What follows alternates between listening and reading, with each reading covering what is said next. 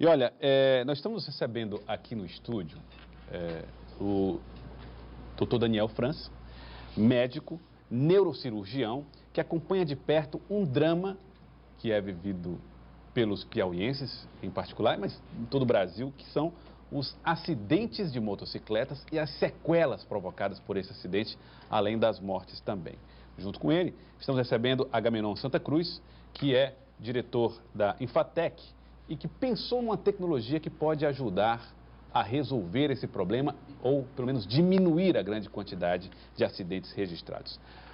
Muito boa tarde aos dois, sejam bem-vindos ao Jornal do Piauí. Começo conversando com o senhor, doutor Daniel. Primeiro, como é que o senhor tem observado no dia a dia as consequências do número de acidentes com motocicletas no nosso estado? Boa tarde. Boa tarde, é um prazer para mim estar aqui novamente.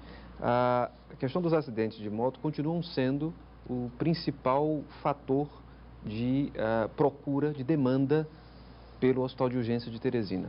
Bom, os acidentes de um modo geral, os traumatismos de crânio, são a principal causa de morte e sequela em pacientes jovens, ou seja, com menos de 40 anos. Então, quem tem menos de 40 anos, a principal causa de sequela e morte, no mundo inteiro e no Piauí em especial, é o traumatismo de crânio. A nossa realidade do Brasil, especialmente do Piauí, é que isso predomina nos casos acidentes de moto. E a realidade que, infelizmente, nós ainda não conseguimos mudar é que 80% desses pacientes que sofrem traumatismo craniano estão sem capacete quando dirigem a moto. Eu tenho até uns números aqui que me chamaram muita atenção. 78% dos acidentes registrados no Piauí envolvem motocicletas. É verdade. E em muitos deles há sequelas, a pessoa precisa conviver eternamente com os efeitos desse acidente? Essa é uma informação que eu acho fundamental que seja repassada e massificada.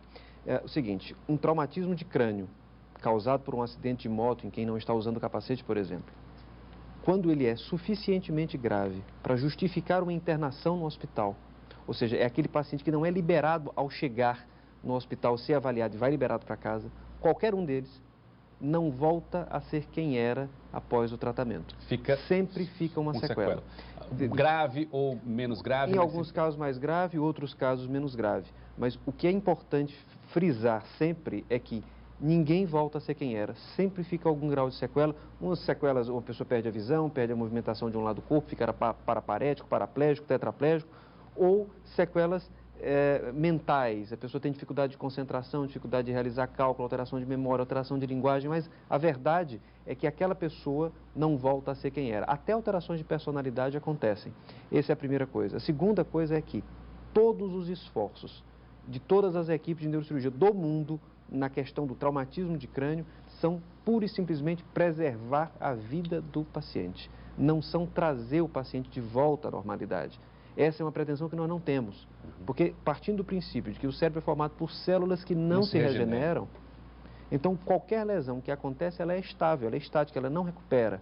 O que você pode é encontrar alternativas para, digamos, desenvolver outras células, tá? Isso acontece, a fisioterapia trabalha isso, a reabilitação também, mas essas pessoas nunca retornarão a ser o que Ou seja, eram. Prejuízo no cérebro é irreversível. Sempre. Prejuízo no cérebro é sempre irreversível. Sempre. E daí a importância de se usar capacete. E foi aí, olha, inclusive 92% dos atendimentos no Hospital de Urgência de Teresina são provocados por pessoas que foram vítimas de acidente.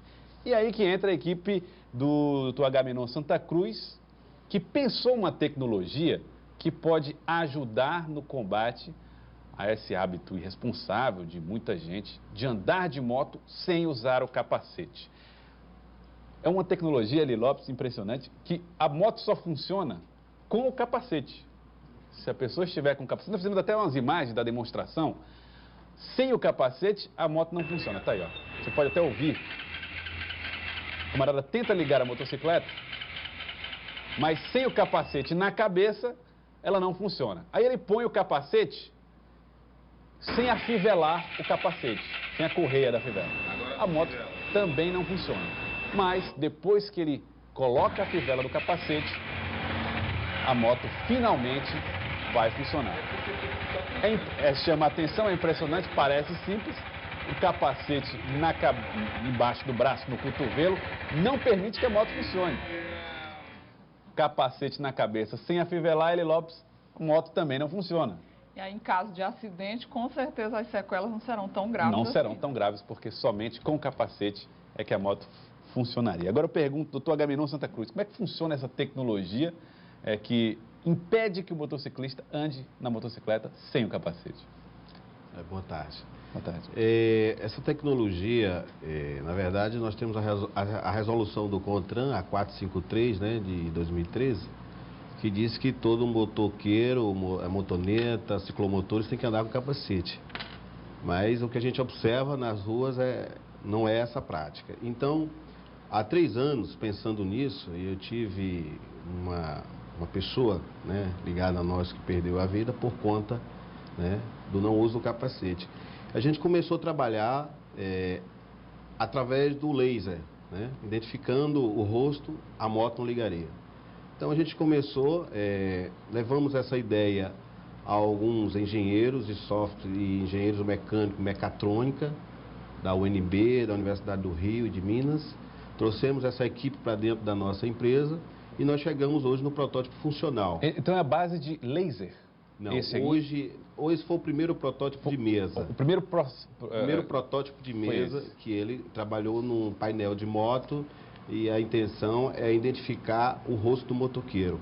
Mas surgiu, como surge, você vai fazendo e vai surgindo em passes como dia, sol, noite, e você inviabilizava esse reconhecimento facial.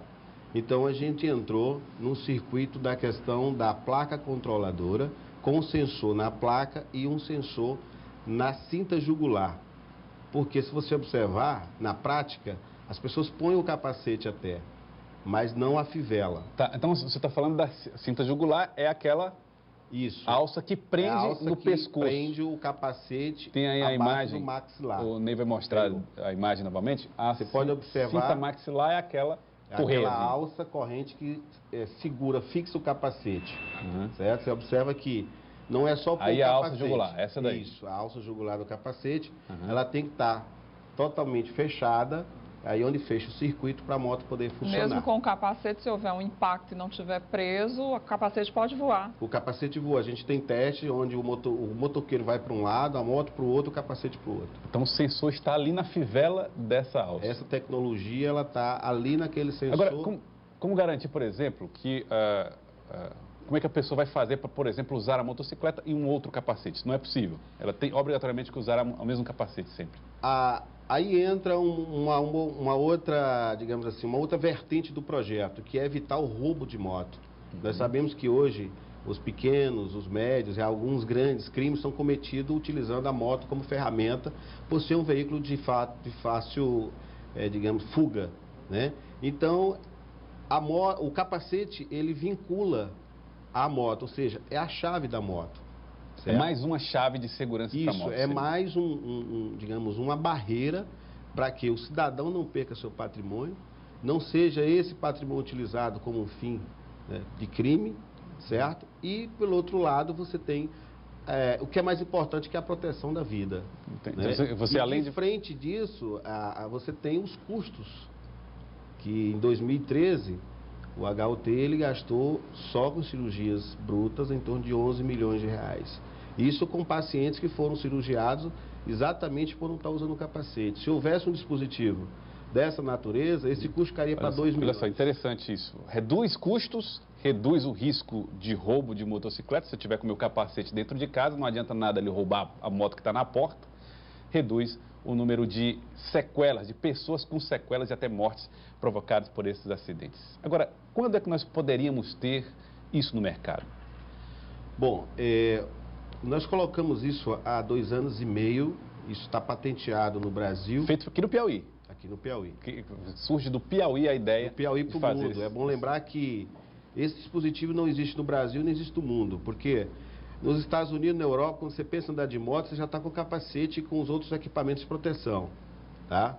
Então, devido a esse grande número, principalmente o Piauí está no topo, nós fomos buscar o governo do estado, certo? O governo do estado lançou agora um edital de chamamento público, através da parceria público-privada, para que investidores venham investir nesse projeto, que é um projeto que tem um volume agregado de recursos, porque se trata para trazer esse produto para finalizar, para produção em grande escala, para daí sair de fábrica e colocar isso nas motos que já estão em circulação. É um problema que afeta o Brasil inteiro, que afeta muito, em particular, o Piauí, pelos números que a gente observa. E a solução nasce também aqui, tecnologia piauiense, estudo piauiense, piauienses se dedicando a uma maneira de resolver esse problema, já que as campanhas educativas não resolveram, doutor Daniel França, também essa solução. Infelizmente, a campanha educativa não resolve, até porque, vamos fazer um paralelo, se campanha educativa por si só resolvesse, nós não teríamos mais, por exemplo, AIDS. Porque há 25, 30 anos que se veicula o tempo inteiro. Elas são importantes. Elas são importantes, claro, porque elas formam gerações futuras. Tá? Então, a campanha educativa, ela tem efeito sobre criança e sobre pré-adolescente, que se tornará um condutor no futuro. Então, ele vai crescer com uma consciência diferente. Mas a campanha educativa, eu estou convencido disso, pelos fatos e pelos dados, de que a campanha educativa sozinha, no condutor já formado, é completamente dispensável, ela não tem efeito. O condutor que já tem o hábito de dirigir desta forma, ele é completamente inerte à campanha educativa. E há um outro detalhe que o Agamenon tocou, mas que eu acho importante frisar, é que além de preservar vidas e evitar preservar o patrimônio, existe um fato interessante, é que você reduz muito o custo da saúde pública, você reduz muito a lotação dos hospitais de urgência e você vai reduzir, então, toda a cadeia, a demanda pelo serviço médico vai diminuir. Porque, como eu digo e vou dizer sempre, traumatismo de crânio não tem que ser tratado, tem que ser prevenido. E os telespectadores aqui, Jailson, todos aprovando a ideia, viu?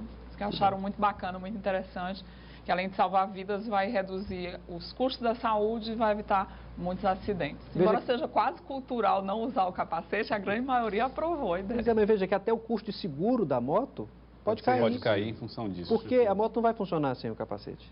Vai ficar um equipamento seguro, né? Sim. Para o condutor. Sim. Tá certo. Olha, eu queria agradecer a presença de vocês, doutor Daniel França, neurocirurgião, doutor Agamenon Santa Cruz, diretor do Infatec. Muito obrigado pela participação, parabéns pela iniciativa. Vamos esperar que possa progredir a ideia e os acidentes serem aniquilados aqui no estado do Piauí. Muito obrigado pela participação no Jornal do Piauí. Muito obrigado.